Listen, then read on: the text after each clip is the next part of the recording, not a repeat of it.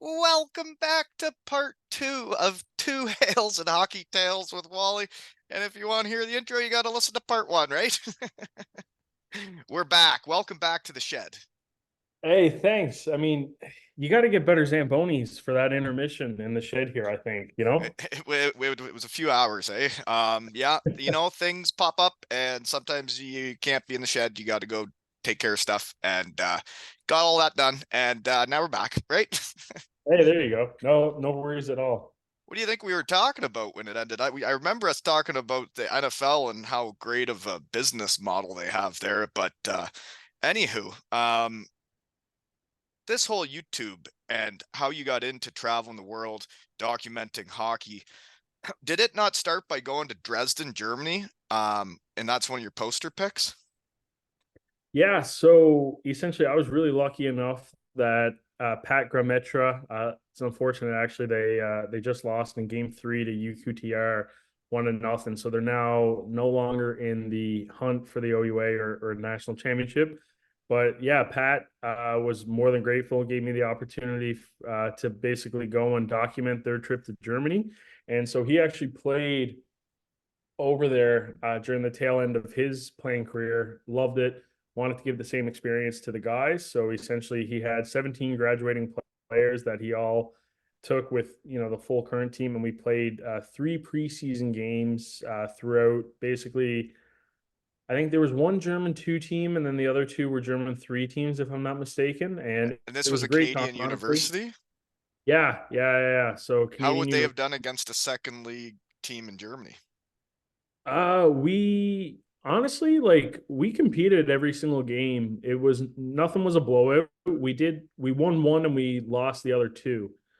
Yeah, because I played in the second league in Germany. And yeah, I mean, I know there are some great Canadian university teams out east, right? Um, Hmm.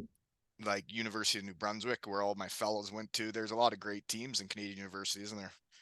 Listen, Ontario, not so much. We kind of I suck. put hey, hold on now. Listen now. GG's, we're in good shapes, things are looking well. But I will say in terms of UMB, I mean, yeah, it's MVP there for them this season, Austin Keating. I got to spend some time with him with the when he was with the Ottawa 67s, just like an unreal dude. And to see him having success for that program and kind of continuing their legacy is awesome. And like they keep one upping themselves too with like the perfect season. I mean, 2 perfect seasons, honestly, is pretty incredible to see because the Concordia women's hockey had their perfect season, and then University of New Brunswick also finished it up with a perfect year. And I put this out Perfect on, year, you mean they didn't lose a game? yeah, literally two for the U Sports on the women's side. Concordia, they went 35-0, whatever it is, Jesus. and then on the men's side, UMB, they in the regular season they did the same thing. They went 35-0, and I put it out on the other day. The head coach there of UMB, I honestly I said if he's not in the Hockey Hall of Fame one of these days, like something is wrong. He's got 6 or 7 national titles. He filled in there for the Memorial Cup winning St. John's Sea Dogs as well too. So he was the head coach for them. So he's got a Memorial Cup, like 7 national championships.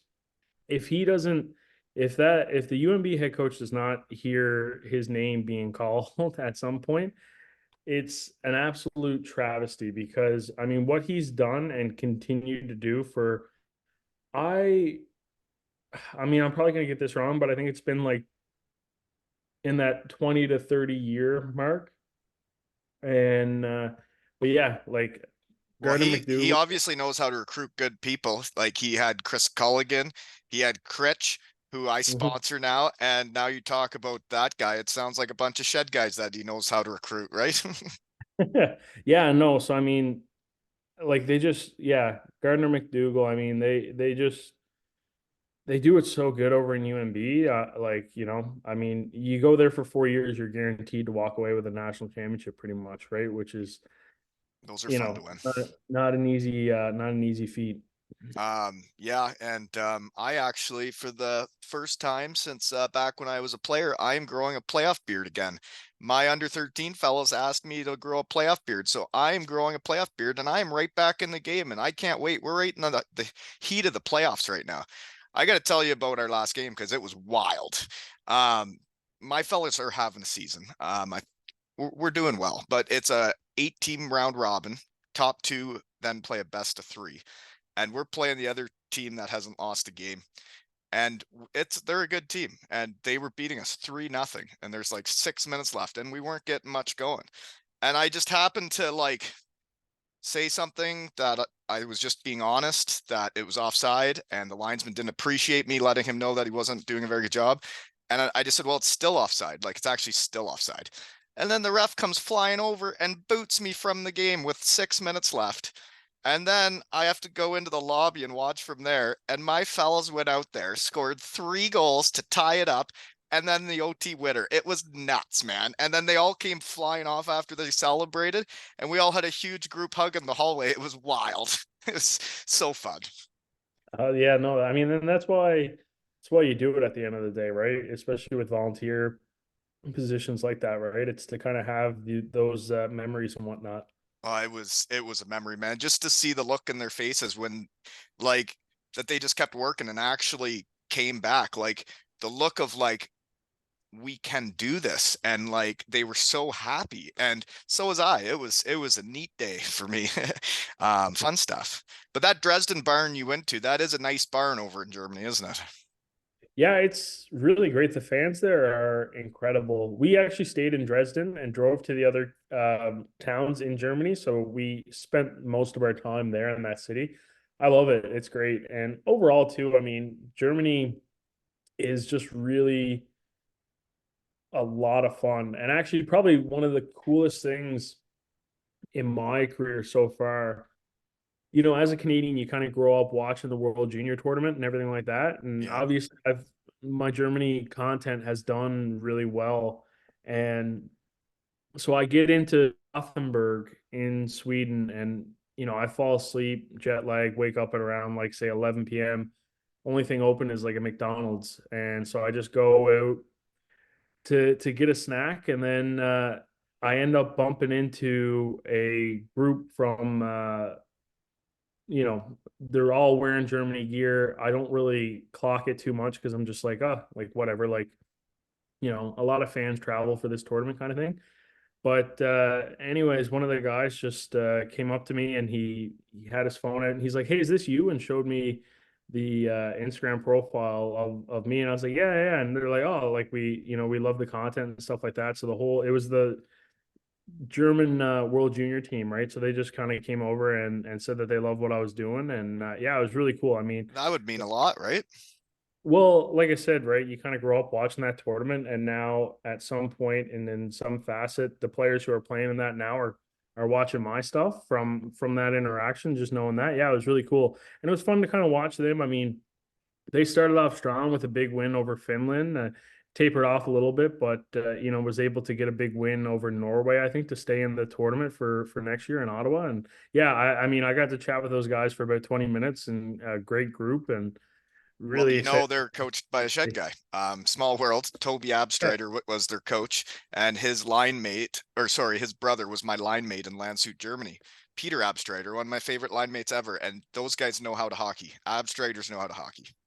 it's just so interesting to me to see the development in terms of hockey in those countries, because you think of also like NHL draft prospects in North America.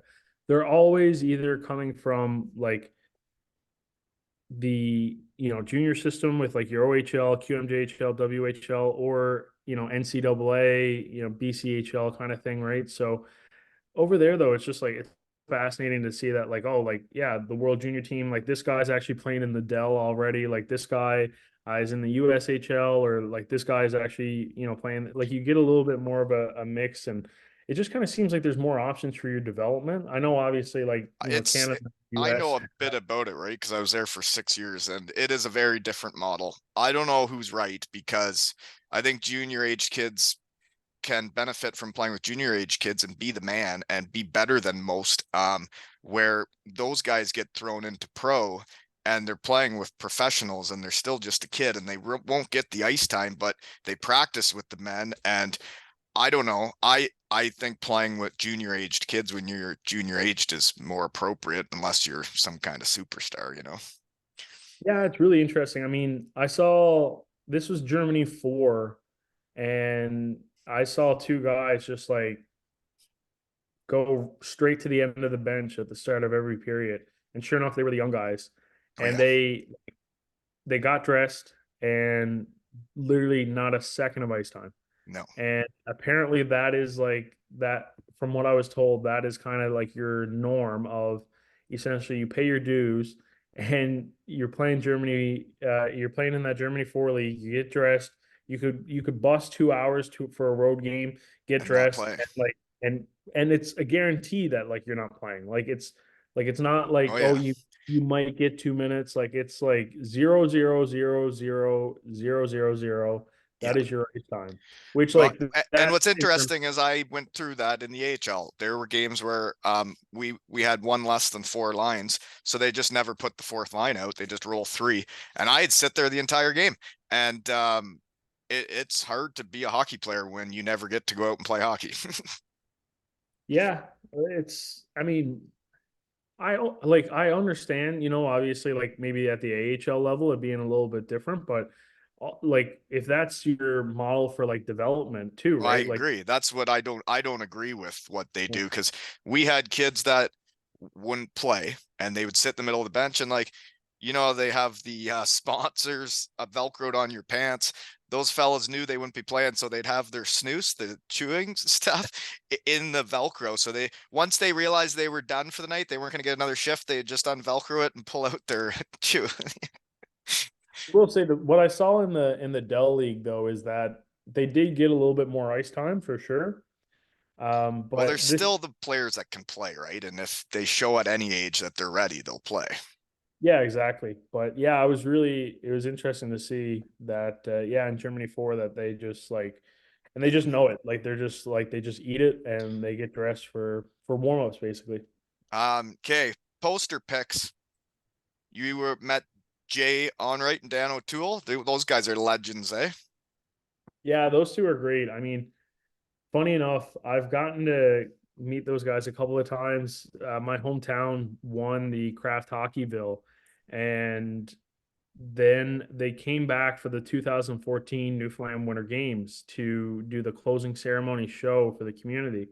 And while they were up, they were doing some media, and that's where I got to meet them, because I was kind of behind the scenes producing a show that they had come on and done the interview with. And Jay and Dan, I mean, they're incredible individuals, and they just kind of gave me all the time in the world. And they actually came back to the rink to watch the semifinals of the Newfoundland Winter Games ice hockey medal finals rounds, or whatever you want to call it. And they invited me to sit with them. And I mean, I just basically got Jay and Dan's ear for 2 hours when I was in high school about like what I should do and everything like that. And Jay was,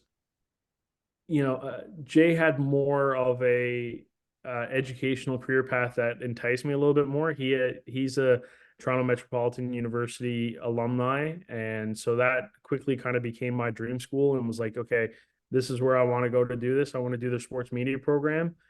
I got waitlisted coming out of high school because I didn't really care about my grades. I just cared about doing what I wanted to do, kind of thing. So I didn't have bad grades, but I didn't have grades good enough to get me into that program. So I got waitlisted, did a year at the College of the North Atlantic because I was like, I really want to get into this program at TMU. Like this is what Jay did. Jay's at the pinnacle. This is where I want to be at.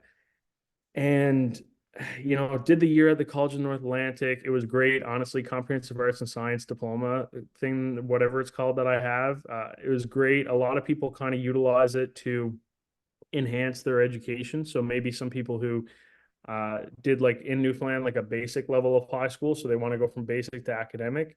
I was kind of trying to utilize it a little bit more to just like really have like a wow of a transcript. So it's still like the best academical year I've ever had, and that still didn't get me into Toronto Metropolitan. They still said no, but the University of Ottawa did offer me 3 credits, and they're like, "Yeah, doors open. Like, come on in for the program there." And then, yeah, it just kind of, I went there, 4 years there. It was incredible.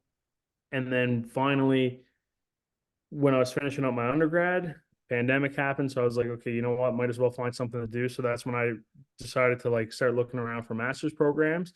And then finally, TMU said yes when I applied for my master's program. So they finally let me in on the third try. And I think what's the coolest thing ever, too, is that when I went up to Toronto for my graduation, for my convocation, I went like 40 minutes into like some random suburb on a Sunday to meet up with a buddy of mine who I hadn't met in forever. And we sat and probably caught up over breakfast for like 2 hours. And then I leave, I shake hands with him, and I'm walking for like 15 minutes. I look across the street, and like some people might not realize this, but like Jay is tall. So he like sticks out like big time, right? Like you can, and sure enough, I'm walking down the street and he's just there. And Really, right across after all the those street. years, and then you'd finally got into the school. Well, I literally I ran across the street and I was just like, yo, like, dude, you probably don't remember this, but like this conversation, like here's the whole process. Like I'm literally up for my comic, like I'm walking across the stage tomorrow. Like, dude, like thanks so much for everything. And he was super again, just unreal. Like I said, I really can't say enough about Dan as well too, but like Jay as well. And that interaction was just was so good. And you never really know too, like what pieces of advice people kind of take and what are Hmm. the ramifications of the words that you're saying with, right? I mean, for Jay, that was probably nothing, but maybe a little bit of an annoyance to kind of listen to me and answer my questions for a couple of hours while he was in Newfoundland. But I mean, the trajectory or where that all projected to, and I mean, you think if I never knew about TMU, like I don't really know about other options. Like small town Newfoundland, right? Like they're like I wanted to do journalism, and Carleton's one of the best. As much as it hurts me to say that against our a U Ottawa rival, Carleton is one of the best journalism schools in the whole country, and like I didn't know about that, right? Like you kind of you have those conversations with like some of the guidance counselors there, and And if not they're that not there's into it, they don't know, right? no, and not that there's anything wrong with it, but like a lot of like the people that I graduated with, like it's either trade school, Memorial University of Newfoundland, or like other options, right? Like it's kind of those set ones. So it's like when you kind of come in with this different level of interest and you want to do this, it's not really something that they're equipped to really Not help many you with. people have made the trail. Yeah, so It's I the kind same of in the hockey world, right? It's like when you see guys from your hometown go places and people get to know people in the hockey world, it creates a trail for guys to go places. exactly. And I mean, I'm just so grateful for, for the time that those guys spent with me answering questions and stuff like that, because, it's all a domino effect too, right? And like, yeah, I still had to get myself here, but I do think like everybody loves selling an underdog story nowadays. And I think because of that, we've started to neglect essentially how much of a village it actually does take to get you to where you are. And we like to discredit maybe some of the people and interactions that we've had, but I mean those moments really do shape you for who you're going to be in the future, right? And It takes who's to say everyone to win, and you got to learn from everybody you're around, I find. exactly? So who's to say if Jay didn't have that conversation with me in high school that like any of this happens, right? Like Well, you um obviously the learned some video. stuff while doing your master's there because I see your YouTube videos and I'm like, man, like they're so professionally done and it's just you doing it, right? Yeah, to be fair, I have taken on some help over the years. So like or yeah, we're slow. Like I said, so even before too, we were talking about me, taking a 9 to 5 role to even just be able to put more of my like salary into this and everything like that. So it's like, not having like just having different revenue streams so that we can again keep piling and keep investing into just making better videos. And so with with the videos now too, like we do like I don't do any of the thumbnail designs. Like I do just kind of freelance that with a bunch of different people.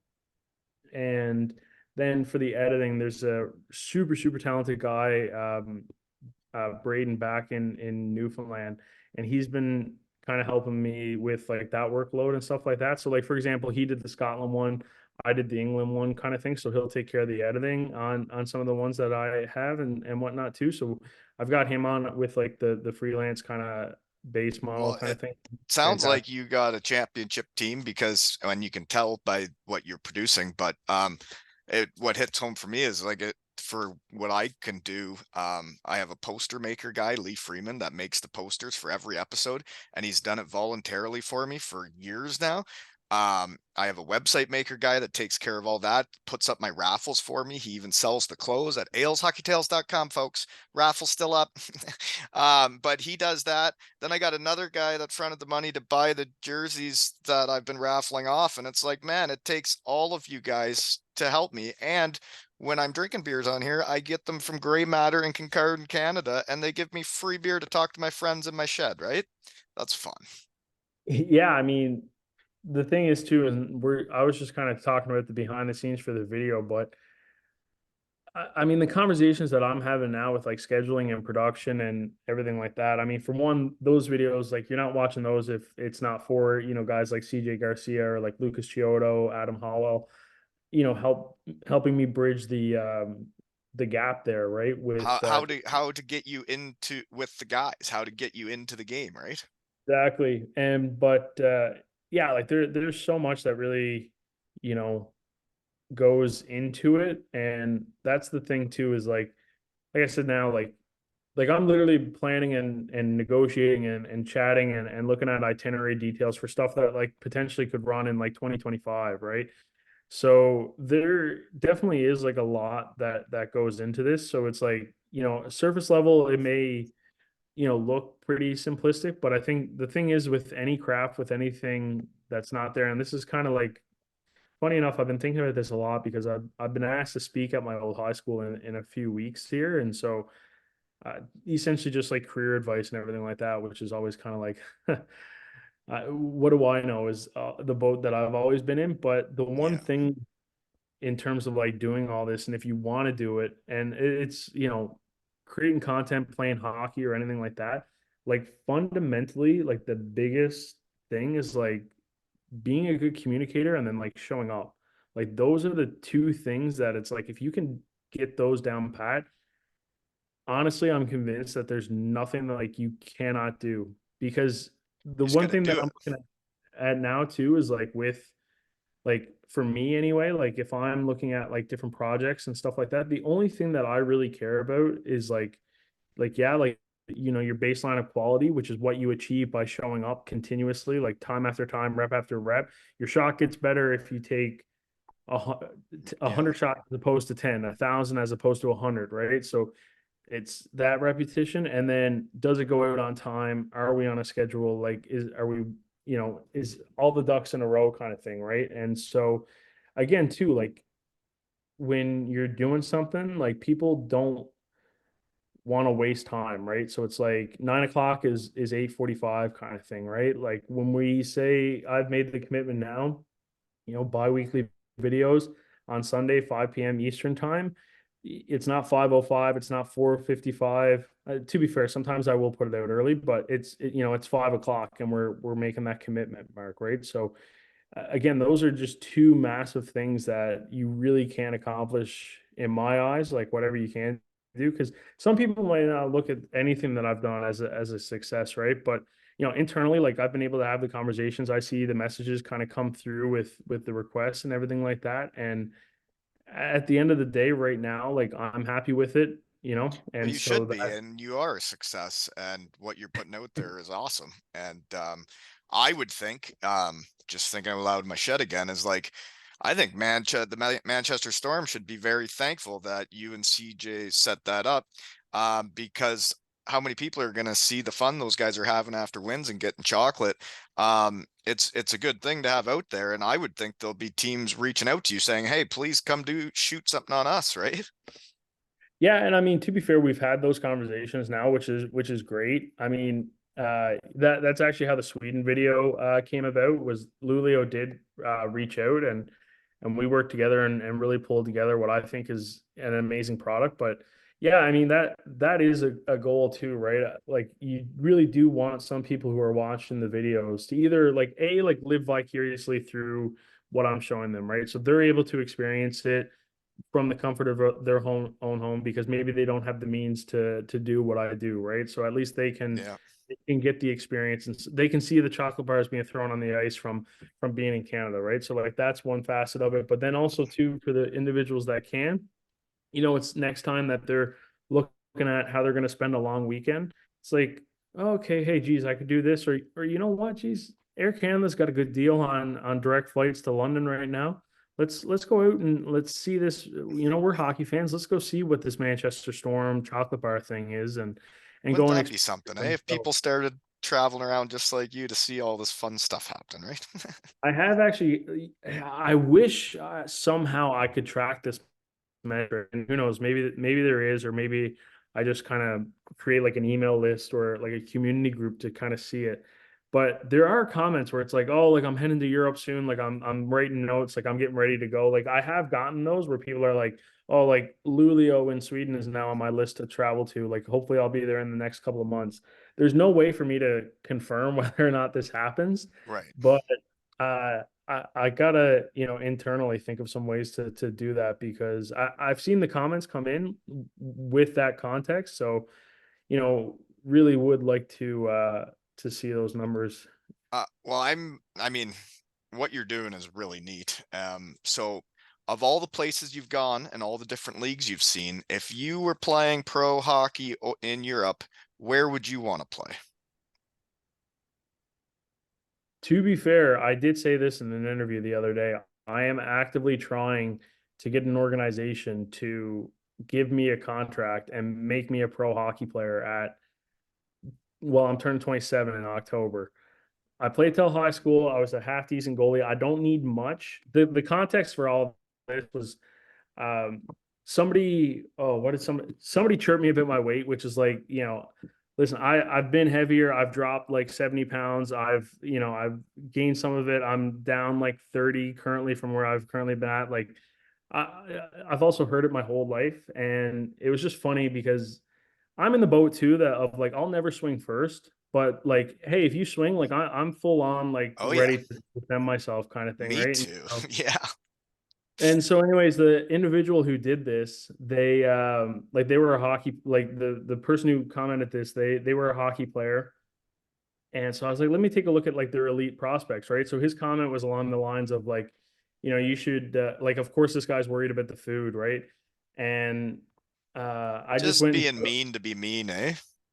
I mean, I don't mind it. Like at the end of the day, too. Like I'm not saying like I'm asking for it, but there is like that level of like I am warranting by like doing this. Like I am opening myself up to the criticism as well, too.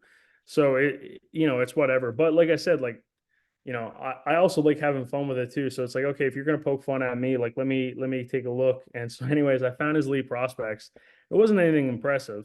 And listen, I'm also not one to criticize guys for their stat line because I've seen like I've been around guys who have been the top 10 NHL draft picks, won the Stanley Cup. Like I know how hard they work. I've seen the guys even like at the university level, all across Europe. Like I know how hard it is to perform at these different levels. So in terms of like performance, I always keep my mouth shut on that thing, right? But Hmm. however, like I said, if a stranger on the internet is going to come at me, I'm going to do the same. So I basically just said to his response of course, I'm only worried about food. I was just like, man, to be fair, like you should be more worried. Just all your elite prospects, you should be more worried about your gameplay, if I'm being honest. And like that, the other thing too is like you're coming into my backyard, so like Yeah.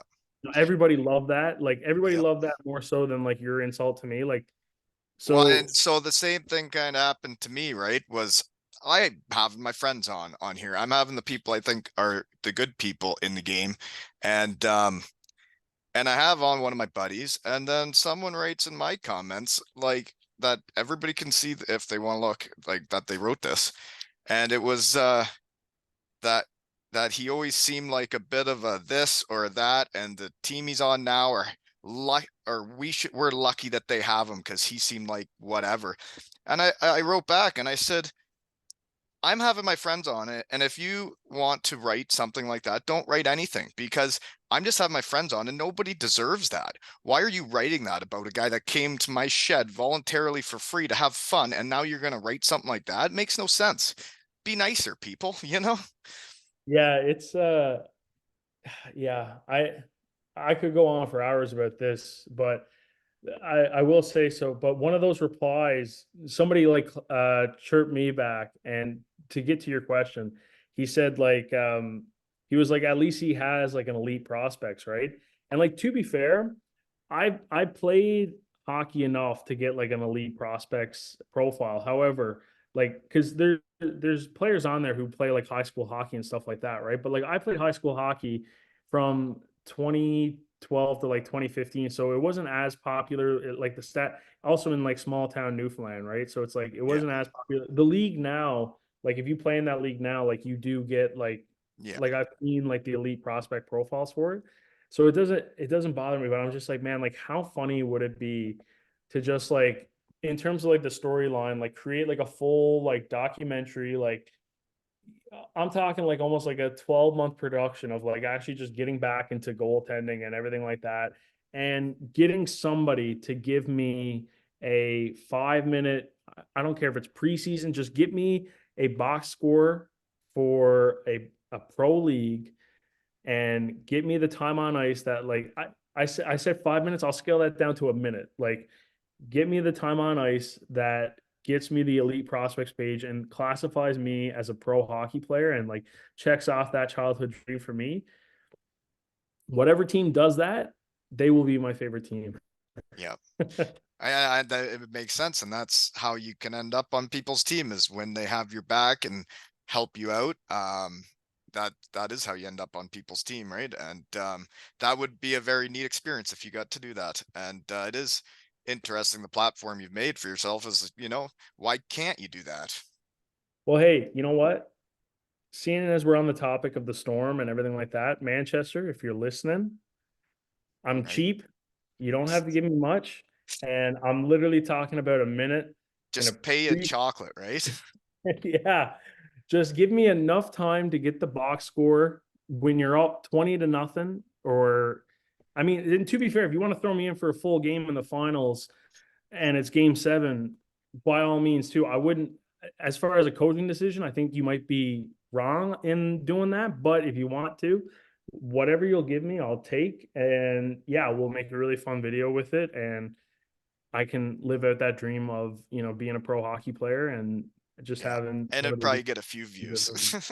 I do think it would do pretty well. I think it's a great story there. And like I said too, I also said like I'm committed to like literally doing like whatever they need. Okay, they need me at like the like this weight, this skill set, like bare minimum kind of thing. They need me to, train, get on the ice with him, pass physical, like whatever. Like genuinely, like I will do whatever it takes to make the video happen. So balls in whoever's court that wants to do this. Yeah, somebody should do it, right? Fun is fun.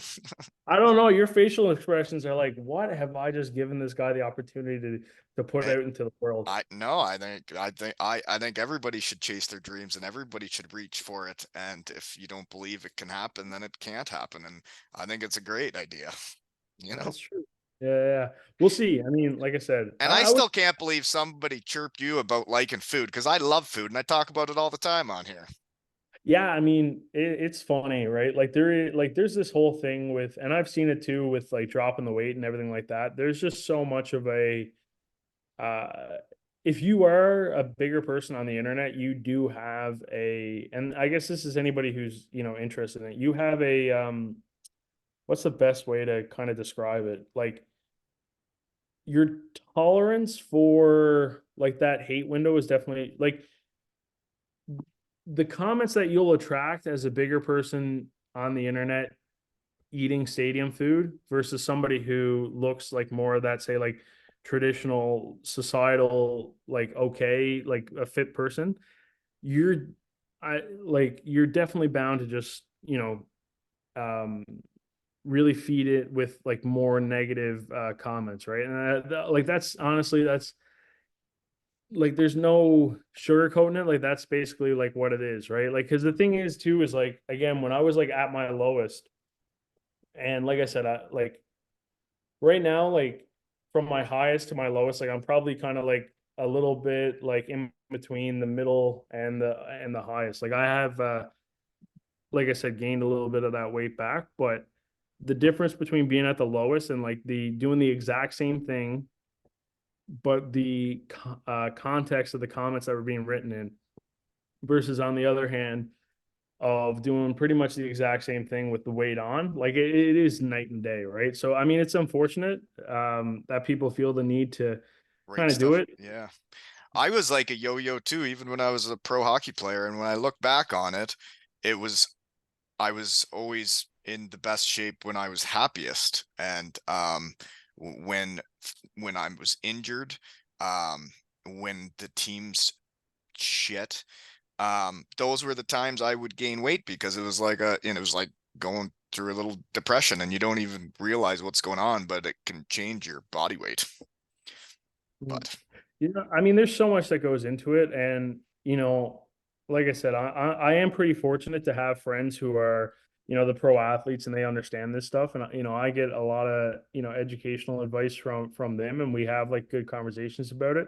And yeah, like to be honest, like I still am trying to drop weight. I mean, I always want to. Like I'm competitive in nature anyway. Like it's funny though, like you don't you're look out of shape to me at all, man. Serious. I mean, no, I definitely am. I Well, you're two not a years pro ago, hockey player yet, right? It's like for me, it's like, well, nobody pays me to work out anymore, so I'm not going to do it. yeah, 2 years ago I finished a half marathon, and I was getting ready this time last year to run a full marathon in LA. And I literally 3 days into my training, I snapped my ankle and just derailed my training for the marathon. And to be fair, when I say snapped, like I didn't break the ankle. I just gave myself like a high ankle sprain or whatnot that Oh like yeah, those can hurt.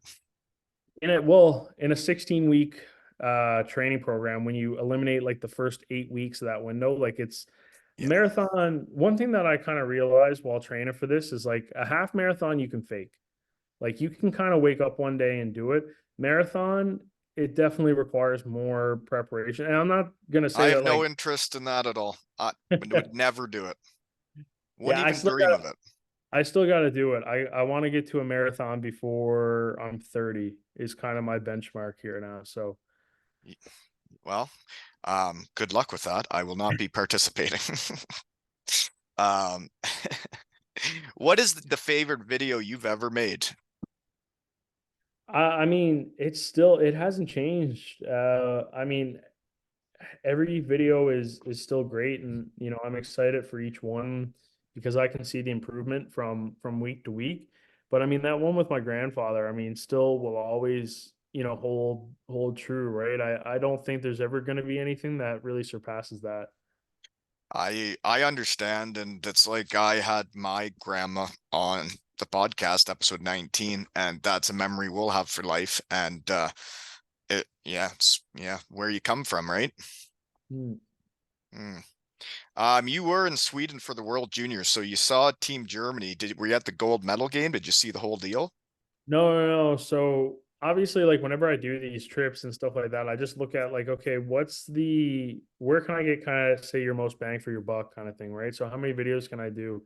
And so Lulio, the schedule that they had proposed to me, and we went back and forth on, I was just like, okay, like this is obviously going to be an expensive trip, but at least the World Juniors are in Sweden this year, so I can go catch opening day and then boom, book it up to the northern part of the country and get to see them play. So I was It's literally not there for those opening twins day. that run Luleo, is it? It's not the Abbott twins.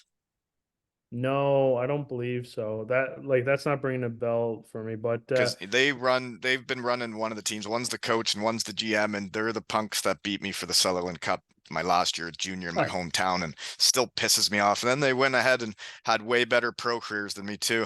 Bunch of punks, you know. no, that name didn't ring a bell, but like they've got a real cool organization up there, I must say. Like it is like a Swedish NHL kind of thing, right? Like it's pretty impressive, and I got to, chat with a few Olympians that week and everything like that, and really getting to pick their brain was something special for sure. Because the other thing too is like, the men were great. I got to catch two of their games. It's just how the schedule worked out. But honestly, the real treat was getting to see their women play on the like the Thursday or whatever it was. They've won like six of the last eight, or yeah, six of the last eight of the potential like league championships. Like they're like undefeated pretty much, like they're outscoring people like 5 goals to zero. Like the whole roster is just filled with Olympians. And what's really cool is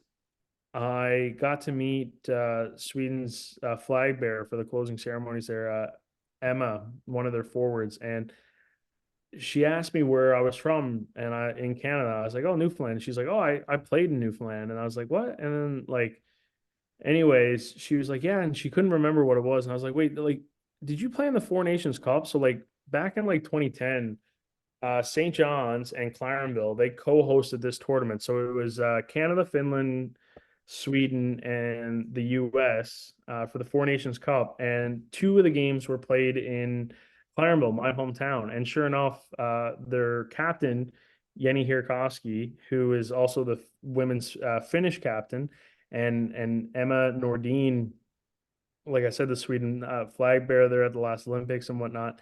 They both played in that tournament that I went to when I was in middle school. So like me and all It's my a buddies small went. world, eh? Oh, it was so cool. And like to be fair too, like that was such a special moment because I actually, I got to talk to Emma and kind of tell her like what kind of an impact that had on my hometown. Because like Claremont, Newfoundland, like again, small place where you're growing up, right? Like it's not every day that you get an opportunity to just go to the rink that I play in all the time as a minor hockey kid And see and get to see countries play each other. Olympians. Like, Yeah. I I mean, Yenny still here. remember, and talking about the women's game, I could go on for ages because I coached girls last year and I loved it. And it's amazing to see the potential in the game. Um, but I went to Kitchener, right by Elmira, Ontario. They hosted the World Championships for women when I was like in high school or so, and seeing the women play for the country, and it was a memory for me too to have that near my hometown. Well, and like Yenny Hirkoski too on like the Finnish side, and she plays for Luleå as well. Like as soon as she retires from like the game of hockey, she's going into the Hockey Hall of Fame. Like I listed her accolades in the video that we did, and I'm blanking on it now, but it's just like literally go look at the resume, and it's like for the last like 20 years, just one of the most dominant players in hockey. Um, yeah, the women's game it's a cool thing to see the growth right now, especially now they have the pro league over here, and it's like, well, if Sweden's not really paying those gals to play, like at least now there's an option. And if the European leagues could keep growing where actually women start getting paid to play, it would be amazing to see it all grow because it is a great game, the Yeah. gals game. No, 100%. And I mean, the thing is too is, I'm not 100% sure on salaries for each of the leagues and everything like that. But it's like anything too, right? Like with more competition, like it brings everything up, right? Because yeah, like the PWHL has been a huge success to start the year off, right? And so obviously that's going to, entice a lot of the international names to start looking at North America as the place to play hockey now. And by virtue, if those leagues over in Europe want to compete with that, they're going to have to get competitive, right? So competitive with the parameters of all the offerings, right? Like the benefit. I think I was listening to an interview the other day with I think it was one of the PWHL Toronto players, and they were saying that they have like dental care and like health care, like all those different things now too, right? So That's awesome. yeah, like to get the Get the ball rolling. yeah, well, that's the ma- thing, right? Making it more professional, and the girls deserve it. It's exciting stuff, but um, man, it's busy life. I don't have that much longer again today, I don't know if we've Yeah. gotten through everything, but one of my questions I have written down here, is you've been to a bunch of barns around the world now. What is your favorite arena in the world?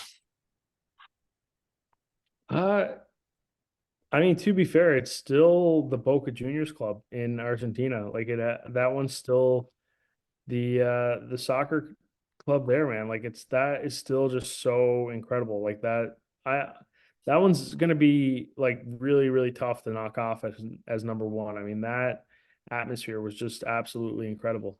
This was a soccer stadium? Yeah, the Boca Juniors club. We watched them win the league in Buenos Aires last year, 2 years ago, 2 years ago, something like What that. about hockey rink? I mean, I gotta be honest, like a lot of hockey rinks, they tend to always relatively be around the same, in my opinion. Like it's not too much that really like sticks Stands out. out? Yeah. Yeah, like I mean, there's cool different things. Like in Lulio, they had a sponsorship deal where if somebody scores, the goal scorer, like an arm propels down from the ceiling, and it has a little gift bag for the first goal scorer, so they get to take that That's and different. keep it as a little gift. That's a sponsorship deal that they have. So like that stuff's cool. Straw nice facility on the outside, like with their decorated like walls and stuff like that, like the design of the building. I And to I be fair, played in Strasbourg. I don't recall it being nice. It no, was no, just Straubing. Oh, Straubing, yeah, sorry. They've dolled up an old Yeah. barn there and did a bunch of renovations. I was right back when I was getting there and they were moving up to the DL. Yeah, those guys would have fun in Straubing. Seems like they got a good culture with Lamps and the fellas. Yeah, yeah. And well, I mean the Bell Center, like to whenever the Canadians win in the Bell Center, like there really isn't much that beats that, to be fair. I'm actually funny enough in the last 2 years, I'm like 3-0 in the Bell Center now. So which is rare. So I'll take that. Um I'll yeah, like I'll never see an atmosphere like I saw in Munich, Germany, when I was playing for Bietigheim and we're playing Munich in the finals and we're in the Olympic Stadium, the Olympic Arena. And the man, half the crowd of our fans were topless, banging on drums, jumping up and down. And it was the rowdiest arena I've ever been in. And then when we won the championship, I've never seen anything like it, and I never will again. yeah, like I really don't know to give you an answer because like even I'm thinking back now, like Pilsen was great. Like Pilsen, a lot of history there in the Czech league. Michaloce in Slovakia, like that rink was really cool. They had some interesting things. I mean, yeah, like even as a what was cool about in Slovakia there in Michaloce is instead of like they have obviously like pin door like security passes and stuff like that, right? And checkpoints like in terms of certain things. And so but instead of like a manual pin that you would just put in, um literally while I was there, they just it's all like fingerprint scan. So they just scanned my fingerprint and I was able to maneuver through the stadium. And then they just when I finished, they just delete my Yep, fingerprint from the system as opposed to having to change the pin and let everybody know what the new pin is and everything that's like that, right? So interesting. yeah, nice. Well, I think because I got stuff to do again in this busy world of ours. But I think you should keep doing exactly what you're doing. You're creating really cool content in the hockey world and things that people haven't done before and haven't seen before. And when I know you're sending the one out about Manchester, and I get to see the Chocolate Storm on a video that's going to get watched who knows how many times. I think in between our first and second period here, I looked again and it was well over 3,000 views already. It hasn't even been 24 hours. It's wild. And then people are going to hear about the Chocolate Storm, and I think it's so neat what you're doing, getting fun hockey stories out there in the world, kind of like what I'm trying to do in the shed, you know? No, I appreciate it a lot. I mean, yeah, it's really just keep doing things bigger and better kind of thing. And then who knows? Like I said, there's some I can't really talk about it now, but there's some really, really cool stuff that is just like currently in the works that'll if it comes to fruition, we're kind of talking anywhere from like 4 or 5, 6, 12 months potentially, but even longer than that. But if I can make it happen, like it's going to be really really cool. So hopefully people keep watching. They keep Oh, they being will. interested, and so Well, keep doing what you're doing. It's a great thing, and I better get on with cooking dinner and picking kids up. And this has been another episode of Two Ales and Hockey Tales with Reels and Wally.